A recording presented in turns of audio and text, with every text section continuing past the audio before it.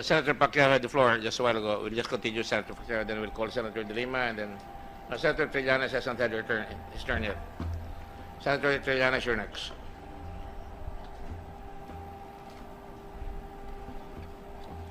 Thank you, Mr.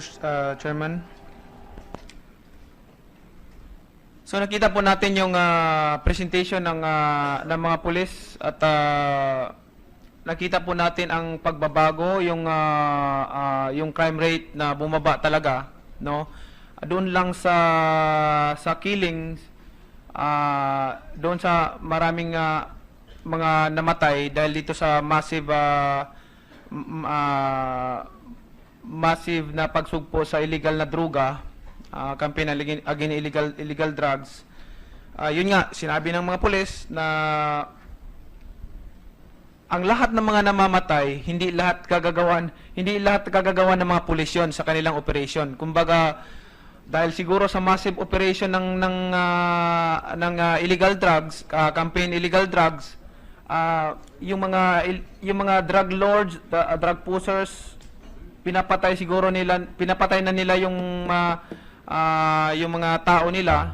Sila na rin nagpapatayan dahil sa baka isumbong o ikanta yung mga pangalan nila, lalo na kung may mga malalaking tao na sa likod, no, na dito sa mga campaign against illegal drugs. Kaya yun yung nangyayari. So I'm sure naman siguro, Mr. Chairman, na masaya tayo dahil sa sipag ng ating mga kapulisan ngayon na pinamumunuan ni PNP Chief Ronald De La Rosa, at napakaganda yung mga accomplishment niya within 3 months, no? Dapat tayo magpasalamat dahil nagkaroon tayo ng isang Chief PNP na katulad ni Ronald De La Rosa na talagang head-on, no, dito sa to fight against illegal drugs. At wala tayong ang gusto nating ipaalam dito, wala tayong pinapanigan dito kundi yung statistic, yung resulta ng mga trabaho. Kaya ko naman sinasabi na kanina bago nag-present yung PNP, parang boxing yan, may tail of the tape. Kasi I'm not attacking the past administration, but I'm just comparing of the result of this yung numbers ng solved crimes at saka mga nakasuhan, na-arrested ng mga kapulisan, at maraming, I'm sure hindi ganito karami yung mga arrested sabi nga ni General De La Rosa, hindi 22,000 ang arrested nung past administration, which is mas maganda ngayon kasi mas marami silang naaresto dito sa mga ipinagbabawal at against mga crimes na hindi lamang sa droga kundi marami pang mga ibang crimes na naaresto din nila. So dito siguro sa Mr. Chairman sa aktibo at masipag ng kapulisan natin at itong paliwanag ng presidente sa atin, ng Pangulo, na hindi naman talaga niya directing inuutos na pagpapatayin lahat yung mga drug addicts. Kundi ang sinasabi niya, ang instruction niya doon sa mga kapulisan, kung ang buhay ninyo nalagay sa delikado, mabuti pang, kaya nga sa amin nga, mabuti pang tayo mang-ariglo kaysa tayo inaariglo. Mahirap yun, no? Kahit sa Amerika, nanonood ako yung programa na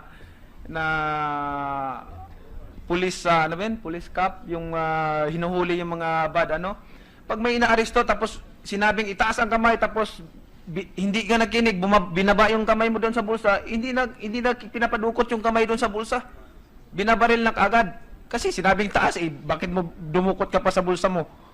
O doon siguro doon yung mga situation na hindi mo pwedeng palampasin yon, at kaya nangyayari yung mga ganun. Pero despite of that, ang daming mga arestado, Mr. Chairman, na dapat ang focus din natin hindi lamang dito sa extrajudicial killing, kundi ang focus din po natin sana, no, para sa akin dito sa ating investigasyon, kundi yung rehabilitation center. Dahil maraming mga sumuko, maraming mga naaresto na kailangan nating i-rehab, kailangan nating tulungan. Which is pinaliwanag naman at yung presentation ng isang witness kanina ni Police Senior Superintendent Dionisio Abudi. Napakaganda yung programa para tulungan yung mga kabataan na nalulong sa mga masamang bisyo at tinuturuan ng magandang asal at magandang pagkikitungo sa kapwa. Yun po siguro Mr. Chairman, no, at marami pa po akong katanungan pero hindi lang naman kasi ito ang witness natin ngayon ang mag-testify ngayon, kundi mayroon pa tayong mga mag-testify. So yung mga katanungan ko mamaya to follow pa doon sa mga ibang mga testigo at magbigay ng mga pahayag ungkol dito sa extrajudicial killing. So gusto ko lang malaman, Mr. Chairman, na bakit natin, for the record, bakit natin atakihin ang programa ng administrasyon ngayon na napakaganda man para sa atin? Bakit natin hindi tanungin ang mga taong bayan? Siguro yung mga magrereklamo, bakit kayo nagrereklamo? Ang ganda ng resulta. No? Ang ganda ng resulta ng mga numbers o statistic ng resulta ng mga pagresolba ng krimen dito, bumaba lahat. Except lang maintindihan natin yung pinaliwanag ng mga pulis dahil tumaas yung killings because of this massive campaign against illegal drugs, which is hindi lahat yan kagagawa ng mga pulis yung mga operation nila, kundi kagagawa niya ng yung mga drug lords, drug pushers, dahil dito sa massive nga na campaign ng illegal drugs, ayaw nilang malaman yon, ayaw nilang isumbong at ikantang pangapangalan nila at pinapatay nila yung mga tauhan nila at sila rin nagpapatayan. Yun lang, Mr. Chairman. Salamat.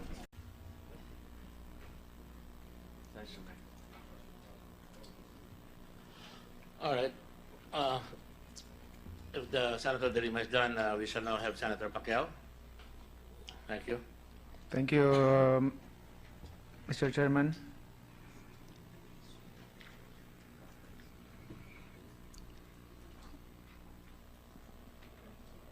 Magbisaya kami o magtagalog? Tagalog. Okay, Tagalog na lang para hindi na humaba pa. English din. Okay, Tagalog na lang. Gusto ko pong itanong ulit for the record, Mr. Chairman. Sino pong nagdala sa inyo rito? Sino pong nag-imbita po sa inyo? May invitation po ang Senate Committee po.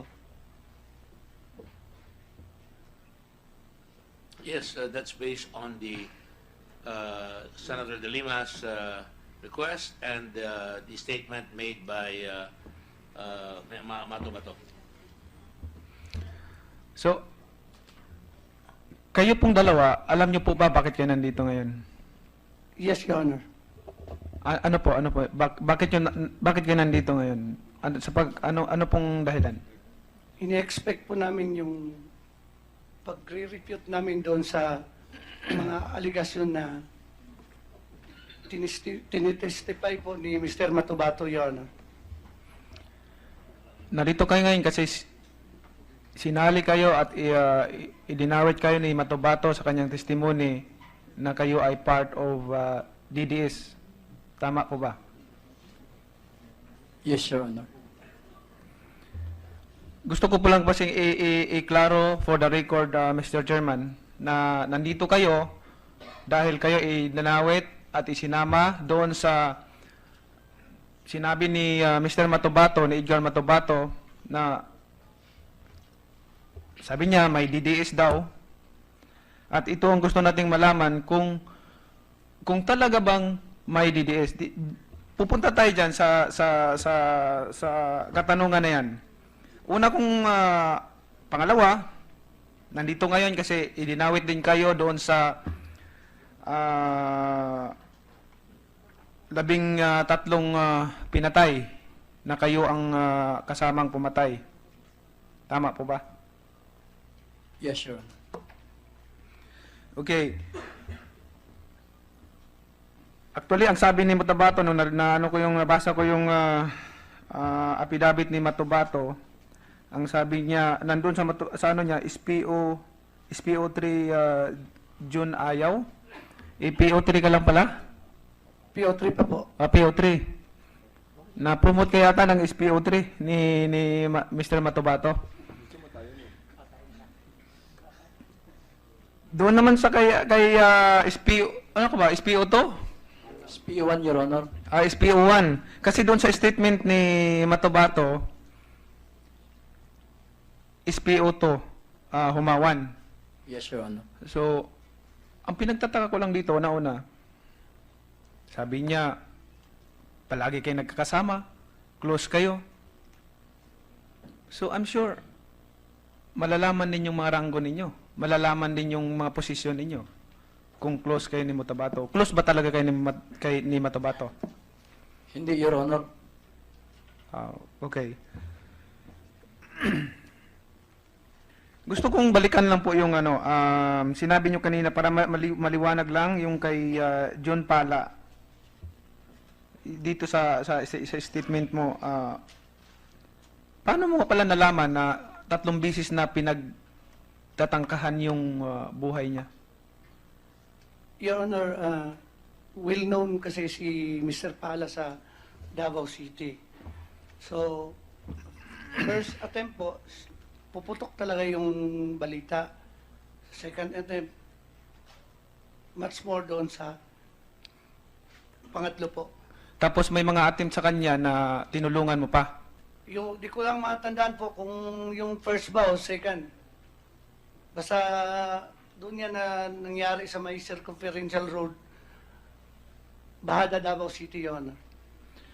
So maliwanag na yung accusation ni Matabato na kayo ang pumatay kay John Pala ay hindi totoo dahil kayo ay tumulong pa doon sa mga may isang bisis na ng insidente na nag-attempt sa kanya na papatayin siya. Tama po ba? Tama po, Your Honor. Okay. Pangalawa po, sa palagay ninyo, alam ko naman na alam nyo ito eh. Itong DDS, may alam ba kayo sa DDS? Totoo ba itong DDS sa Davao? Your Honor, pabalik-balik mo po yung question na yan. Pabalik-balik din po kami na magsalita na walang DDS sa Davao City. For the record, Mr. Chairman, gusto ko lang i-clarify kasi kaya nandito yung investigasyon because of this issue DDS for extrajudicial killing. In fact, sa totoo lang, Mr. Chairman, ay ayaw kong tawagin na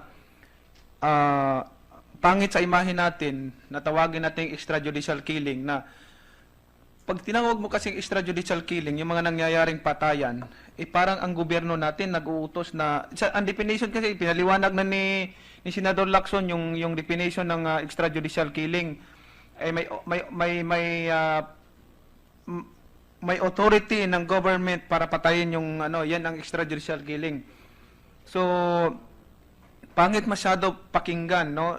Ang pangalan natin, ang imahe natin dito, nasisira yung image natin. Hindi lang tayo kumbaga hindi lang isa-isa sa atin dito, kundi tayong mga Pilipino, no? Pati mga mamayang mga Pilipino nadadamay. So gusto ko lang iklaro ito, na itong aligasyon ni Mr. Edgar Matabato about sa existence of DDS. Kaya ko naitanong ito. Ngayon, Mr. Chairman, noong nag-imbestiga ang CHR for the record about existence of DDS, alam naman po natin, may records yan. Open to the public yan, yung records na yan, records ng pag-imbestiga ng DDS sa Davao, ng CHR, at sinabi na walang DDS sa Davao. At ito ngayon, kasi tumatagal ang oras natin dito sa Senado sa investigasyon sa DDS na yan. Gusto kong matapos na itong issue na ito dahil parang natitigil yung bansa natin doon sa mga problema na dapat pa nating harapin. No, dapat pa nating harapin. Itong mga witness na to, gusto kong may sinumpaan naman kayo na magsasabi kayo ng katotohanan dito at walang kasinungalingan. Tama po ba? Yes, Your Honor. Okay, nandito kayo, sabi ni Matubato, nakasama kayo sa pagpatay doon sa kay John Pala. Totoo po ba o hindi? I categorically deny, John. Okay. Pangalawa, sinabi ni Matubato na may kasama din kayo doon sa pagdukot at pagpatay sa isang DI. Dan sa instructor ba yan? Yes, Your Honor. Totoo ba yan o hindi? Hindi po totoo yan, Your Honor. For the record, Mr. Chairman, na para marinig natin yung both side, Matubato, and itong mga tao na dinamay niya at isinali niya para mapaniwala ang buong sambayan ng Pilipino na totoo ang kanyang testimony sa itong papaniwala niya sa taong bayan na may DDS, which is kahit yung CHR nag-imbestiga, wala naman talagang DDS. Wala naman talagang DDS. So kinaklaro ko lang, Mr. Chairman, yung para matapos na ito, hindi na pa madami pang investigasyon para matapos na kaagad. Gusto ko nga dapat bukas matapos na itong para maka-move on na tayo. Ibang bagay naman ang pag-uusapan natin, ibang bagay naman ang issue ang pag-uusapan natin, yung problema ng bansa natin, hindi lang dito nakatutok. At gusto kong malaman, ilang taon na ba kayong magkakilala ni Matubato? Kayong dalawa, kahit sino sa inyong dalawa magsumagot. Hindi ko matandaan, Your Honor, kung ilang taon. Basta nakikita ko lang paminsan-minsan pumupunta ng opisina ng Hinos. Pero kung taon ang pag-uusapan, hindi ako specific sa taon, Your Honor. 1 year, May idea ka ba? 1 year, Excuse me. 3 years, 5 years? 2 years. You are a seasoned policeman. Please answer the question. Isipin ko muna, Your Honor, ha? Sige, habang iniisip mo, Juan, pupunta ako kay Ayaw. Matagal ko na pong kilala si Matubato, Your Honor. In fact, 10 years, more than that, Your Honor. 2002. Before the creation of Venus Crime, Your Honor. Kilala ko po siya. Ba't kilala mo si Matubato? Is he, with the permission of Senator, ba't kilala mo siya? Is he a known thug? Kung ba siya, siga ba siya? Parang kakapirasong tao. Sabi nga ng isa, 4'9" o 5'1". Hindi ko maintindihan. Ha? Si Edgar Matubato, kagaya po ng testimony ni SPO Trilas Cañas, Your Honor. Meron po din akong sister na retired police officer. Kasama noong Eddie Matubato. Eddie, Eduardo Matubato, yung opisyal yan? po Ah. na pinsan ata niya ni Edgar Matubato. Oo. Doon ko po una nakilala yan si Edgar Matubato kasi kasama-kasama ni Sir Eddie Matubato yan siya. Okay. At nung nagkakilala na po kami doon sa heinous crime, ako po ang nagbinyag sa kanya na commander robot nga po. Kasi yung ayos niya para sa commander robot. Well, Mr. Umawan? Siguro mga 3 years, Your Honor, kay yung dyan ako sa heinous crime, 2001, from 2001 to 2009. So bihira man siya. Hindi man palagi na makikita ko pumapasok ng So you don't really opisina. know him?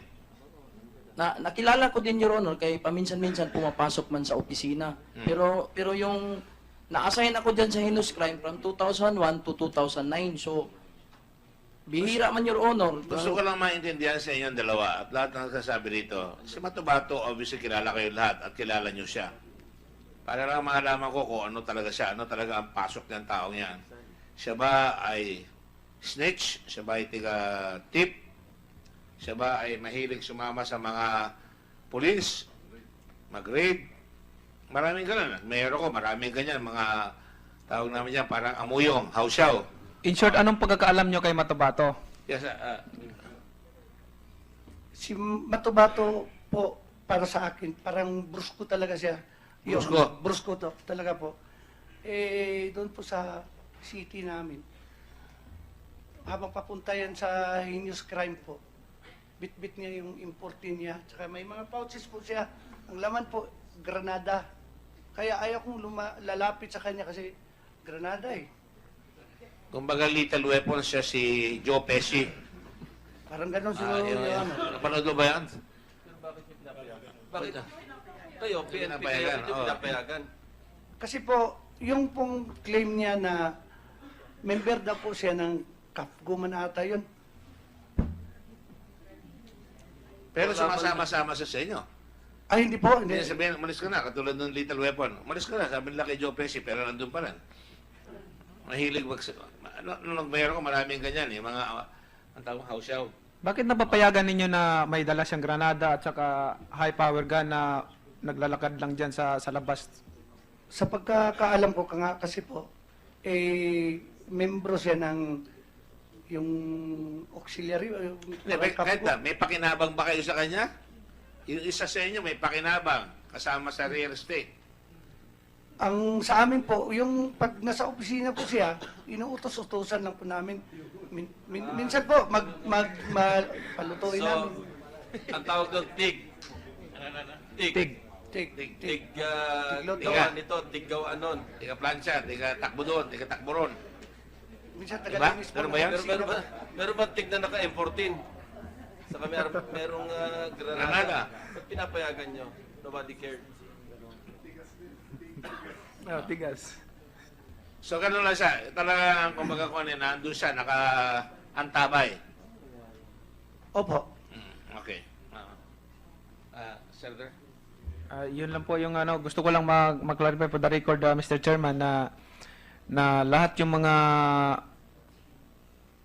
paratang ni Matubato, nasagot nila at narinig natin at dininay nila at yung mga testimony nila, narinig din natin lahat yung buong testimony nila at paano sila sumagot.